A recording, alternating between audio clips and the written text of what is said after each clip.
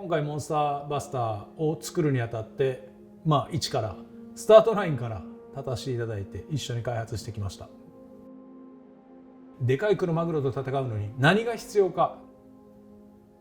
重要視したのはロッドが破断しないこと。昨今のロッドっていうのは正直言うと、いかに軽くて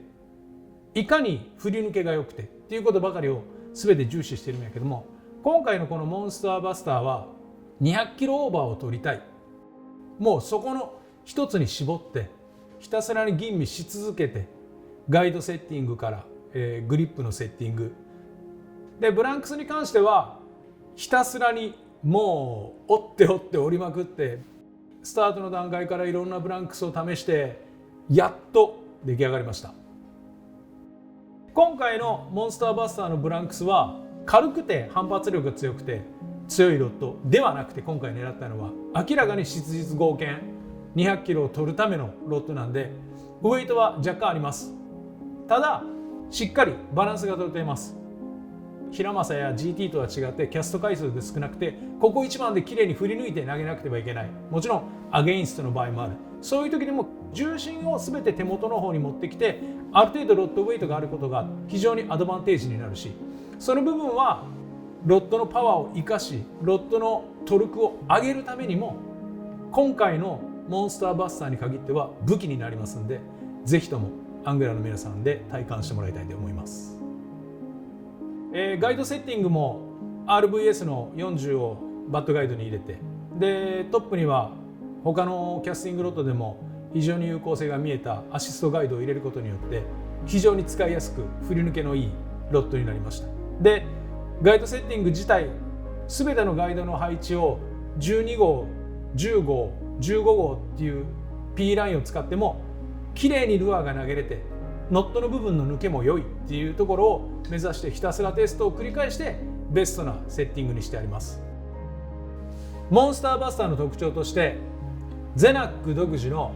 ヘキサゴンラバーグリップがあります。このラバーグリップは200キロオーバーを取るためにゼナックが独自に開発をし、新しく滑り止め加工を施し、素手で持ってもいいですし、もちろんグローブをしても非常に吸い付きのいいグリップになっています。また大型200キロオーバーのクロマグロと対峙するとき、不意に動いて手すりであったりとか船べりであったりっていうところにぶつけることが出てくると思います。そういう時でもこのヘキサゴンラバーグリップは破損することなく、削れたりすることもなく釣りを続行することができます。それからメタルシート、ここはもう質実剛健、いかに強くて壊れにくいか不安を払拭するために今回このモデルを採用しております。で全体的に見ての通り非常にウエイトは若干重くなっておりますけども、18000番であったり3万番であったりっていう大型リールを乗せてもらってベストなセッティングが出るようになっておりますんで、ぜひ体感してほしいと思います。ロッドエンド部分の仕上がりに関してはメタルギンバルとラバーキャップになっております。でこれは世界中のアングラーさんがいろんな好みがあると思います。メタルのギンバルがいいっていう方もおれば、ラバーエンドの方がいいっていう方がおります。どちらにも対応できるようにしておりますんで、アングラーさんによって使い分けてください。ロッドスペックについて、ルアーに関してはマックス表記 230g にしてあります。で P ラインについては一番実践的で使いやすいのが12号から10号の間かなと思います。ただ飛距離が短くてもいいから15号を入れたいっていう場合は15号を入れてもらっても結構です。皆さんのアングラーの熱い思い、200キロオーバーを取りたいっていう思いにゼナックとしても今回非常に力を入れて、で革新的なブランクができたのでノーリミットの表記になっております。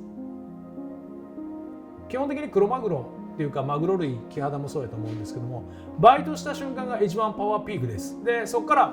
高速で抵抗してたのが若干緩くなる時があります。そこからが本当の意味でモンスターバスターのパワーを発揮するリフトパワー。立てるファイトでも体が非常に楽にアングラをサポートしてくれるし、人間の体が辛くなった時にストレートリトリーブ、もうストレートポンピングですね、これが非常に増えると思う。その時に7フィート7インチで横にロッドをさばくことによってロッドを戻す時に